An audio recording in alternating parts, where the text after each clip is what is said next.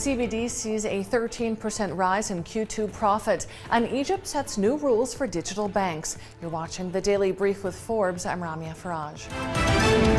Commercial Bank of Dubai saw a net profit of $177 million in Q2, a 13% year-on-year rise due to lower impairments. The net profit beat analysts' mean estimate of $171.93 million for the quarter.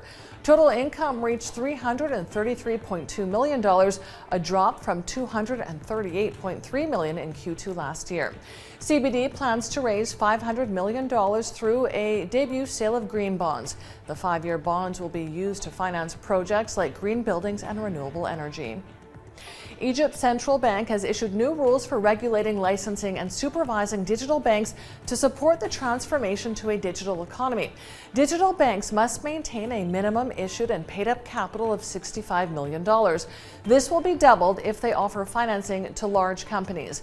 The majority shareholder must also be a previously established financial institution with at least 30% of the total capital value. Egypt aims to transition into a cash-independent society, promote financial inclusion, and bolster the fintech industry. The IMF has approved a $3 billion bailout package for Pakistan. It comes after deposits by Saudi and the UAE into Pakistan's central bank. The UAE deposited $1 billion and Saudi deposited $2 billion. China also came to Pakistan's rescue as it rolled over $5 billion of its loan in the previous 3 months.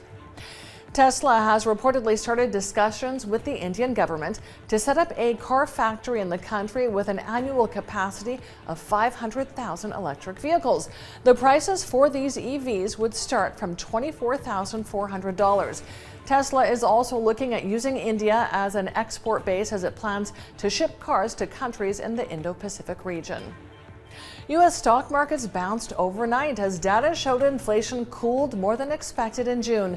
It raised hopes that the Fed will soon stop hiking interest rates. The consumer price index rose 3% in June year-on-year, down from 4% in May. The dollar fell against other major currencies, while oil prices jumped, with Brent breaching the $80 per barrel mark.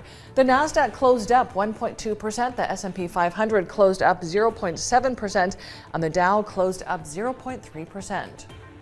China's crude oil imports in June jumped 45.3% year-on-year to the second highest monthly figure on record.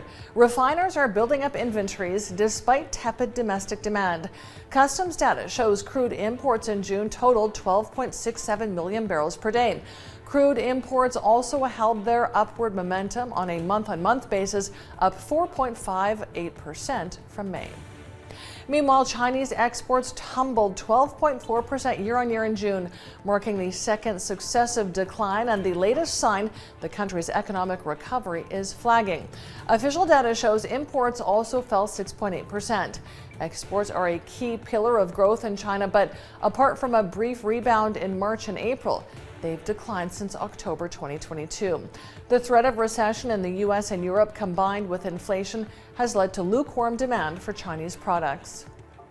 The Federal Trade Commission is appealing a judge's ruling that gave Microsoft the green light to acquire Activision Blizzard for $69 billion. Microsoft's agreement with Activision expires on July 18th. If the deal isn't sealed by then, Microsoft will need to ask Activision for an extension or pay it an over $3 billion fee.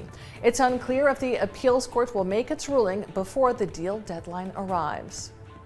And investment firm Wellington Management is reportedly in talks to lead a new funding round for Skims. It could value the underwear company owned by Kim Kardashian at about $4 billion. It would be the last fundraising as it gears up for an IPO that reportedly could happen within a year.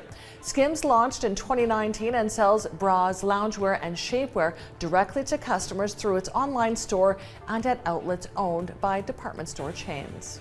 I'm Ramia Faraj. This is the Daily Brief. Thanks for watching. Bye for now.